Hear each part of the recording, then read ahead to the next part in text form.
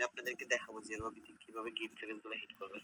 আপনার 27 GB, 29 GB এভাবে hit করতে পারবেন। তো বেস্ট হচ্ছে 29 জিবি হিট করা, কারণ 27 জিবি হিট করতে গেলে আপনার রেট বেশি কাটে। হ্যাঁ, হালকা একটু পার্থক্য। তো সেটা কিভাবে হিট করবেন আমি আপনাদেরকে প্রসেসটা দেখাচ্ছি। সেটা হিট করার জন্য আপনার পার্সোনাল সিম আসবেন বা রেড কিউব থেকে হিট করতে পারেন। রেড কিউব থেকে হিট করলে একটু রিস্ক হয়, মানে রিচার্জ চলে যায় যদি লোন বা পোস্টপেড সিম হয়।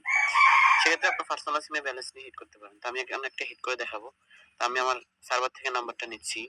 যেমন আমি এখানে একটা অফার আছে আপনার, মনে হয় 29 জিবি 210 মিনিট। তো আমি 210 মিনিট এবং 300 মিনিট হালকা একটু পার্থক্য। আচ্ছা যাই হোক, আমি এখন এই নাম্বারটিতে হিট করে দেখাবো যে 130 জিবি কিভাবে করবো আমরা।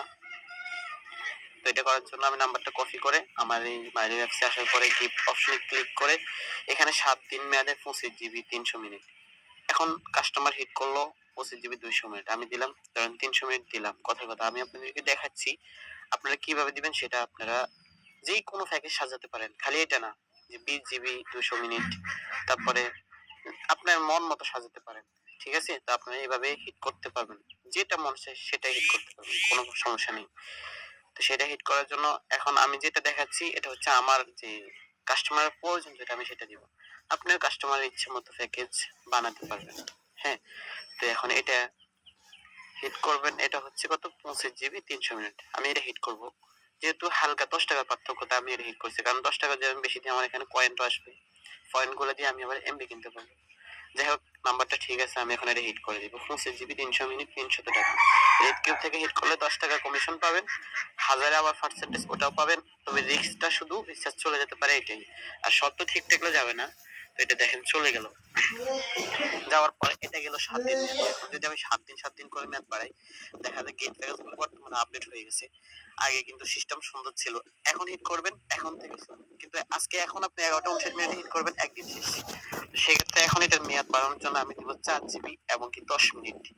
এটাতে কিন্তু অনেক টাকা কাটতেছে, 220 টাকা কাটতেছে। আমার এই লেখাটার জন্য ওই জিনিসটা একটু নিচে পড়ে গেছে, 220 টাকা। এই যে দেখেন, 4 জিবি 10 মিনিট 220 টাকা। এবার আমি কাস্টমার নম্বরে এই অফারটি সরাসরি হিট করতে পারবো। হ্যাঁ, কিন্তু এটা হিট করলে ওটার মেয়াদ কিন্তু বৃদ্ধি পেয়ে যাবে।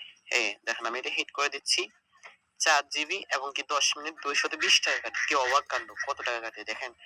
হ্যাঁ, এটা হিট করার সাথে সাথে ওটার মেয়াদ অটোমেটিকলি 30 দিন হয়ে যাবে, কারণ দুটাই গিফট প্যাকেজ। আপনি যদি একটা 25 জিবি নেন, সেই সাথে একটা গিফট প্যাকেজ যদি 1 মাস মেয়াদে নেন, তাহলেই মেয়াদটা বেড়ে যাবে। হ্যাঁ, এগুলো আপনি নিজের মতো সাজাতে পারেন। যেমন 25 GB gig package, 25 GB 300 minute, তারপরে 10 মিনিট 1 মাস মেয়াদে দিতে হয়। 15 টাকা বা মাঝে মধ্যে 20 টাকা হয়ে যায়। অনেক ঝামেলা। তো এখন এটা কিনা কত পড়ে? যে 300 টাকা দিলাম ১ম এ, এরপরে ২২০ টাকা। এখন বর্তমানে ব্যালেন্স হচ্ছে ৬.৫%।